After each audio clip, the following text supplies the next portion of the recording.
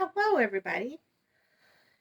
Just making sure that the camera is in the right position, and I think it is. So we're going to go live today for a little bit. Today is Saturday, November 6th. It is noon Arizona time. Arizona does not have daylight savings time, so we don't have to set our clocks forward and back. But it does mess with our schedules when everybody else has to. So everybody here always thinks that the rest of the country should just do away with daylight savings time because it's awesome to not have your sleep disturbed or your schedule disturbed. It's great. Join us. Well, I'm glad that you could join me today. So hi, my name is Susan Holt. I am an artist. And today I'm going to show you the easiest way to prep your framed artwork that has these double hooks up at the top. Now, I hate using two nails, and I really hate, let's change this around a little bit, there we go. I really hate having to measure across, measure this length, measure down here. It's just a big old pain. And I never get the nails in the wall or the hooks on the wall level. And so I have even I have a really hard time hanging this kind of painting. Now I know there's a lot of tutorials out there that say, oh, use blue painter's tape and try to take it off without ripping it, and then try to get it perfectly level on your wall. And I've even seen one recently where it was take some toothpaste and put dabs of toothpaste on it. That is such a mess. And then your wall smells minty. And if you're a super smeller like me, you don't want to smell super minty stuff when you're walking past a painting. It kind of throws you for a loop. So what I am going to show you today is probably the easiest way to do this without having to deal with a level, without having to deal with two nails, without having to deal with tape or toothpaste or putty or anything else. This is going to be super easy. I need a pair of metal snips. You can buy smaller versions of this. This just happens to be the pair that we have here at the house. Need one of these. You will need picture frame wire. And the picture frame wire you can buy there's little kits at places like Harbor Freight that come with nails and hanging hooks and picture wire and some other stuff. Not a lot of people know what to do with this picture wire, but this is one excellent use. If your hands are delicate and you don't like the feel of the picture wire in your hands, or you think the end might get pokey, which it might, but if you think it's going to hurt you in some way, leather gloves. These are my work gloves when I am doing stuff in the garage or out in my garden. So I have these on hand just in case, but I'm not afraid of this wire poking me, so I don't know as I'll need them today. I might, you never know. All right. Put my glasses on, see if anybody's joined me. I don't think anybody's on there yet. Nobody's commented, which is okay. I will not be doing a Q&A after this. This is just a how-to today. And then I have some reminders for you later, just before I sign off. So do stick around after I get this done. Okay.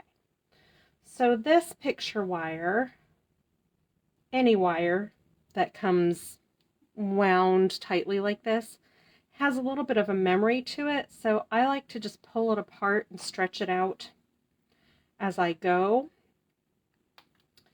That way the memory of the curve kind of stays in, because you do want a little bit of an arch to come up, but not that big one.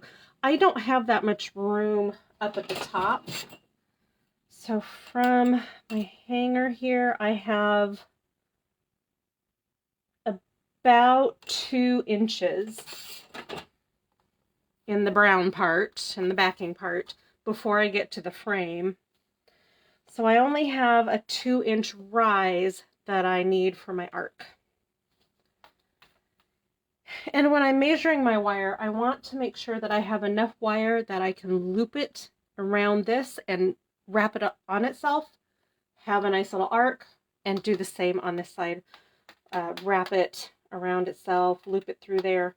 So on picture frames that are going to be hung up in a portrait style, orientation, up and down with the long side, I can very easily just take this, go from the top to the bottom, and that much wire should be what I need to make these hooks on this piece nice and tidy. So I always go kind of a little bit longer than that. If you have a piece where you're hanging it in landscape orientation, so the short side is up and down, you can easily just do once, twice the width of it. So that way you have enough, you have enough wire. That's all you need. You just have to know you have enough wire. So I'm going to go about 1 inch to 1.5 inches longer than this measurement. Easy peasy. Cut it with my wire snips. Set those aside. Set this aside.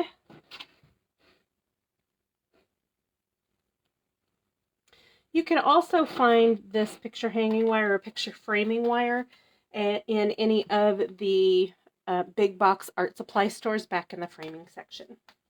Okay, so we have our length of wire. And I like to eyeball the center of it. You can also actually put the ends together and then kind of crimp the center so you know where it is. Right, so we'll place that in the center. Then we're going to put this through and we're going to pull it up. Let's see if I can get this better for you. Pull it up and wrap it around. And you're wrapping it around itself. 3, 4, 5, 6, 7, 8, 9, 10. I like to do 10 wraps. It gives it a nice long part of the wire that it has that double connection back to itself. Right, we're going to go up and around. Put this through the other loop there. And now we're going to hold this so that we get enough bow in the wire to make a nice arc in between these two pieces, but not enough that the wire is going to show over the top of our frame. We don't want to see the wire come over the top of our frame. We want it contained here. So same thing, we're just going to wrap this. 1, 2, 3, 4, 5, 6, 7, 8, 9, 10. There we go. I do have leftover wire bits hanging off the ends, so I'll take my snips again. Snip. Snip. Make sure you only snip the ends of your wire. You do not want to snip the middle part of your wire that you just put on. So with me explaining this, it only took a few minutes. If I don't have to explain this, it takes about half the time, maybe less.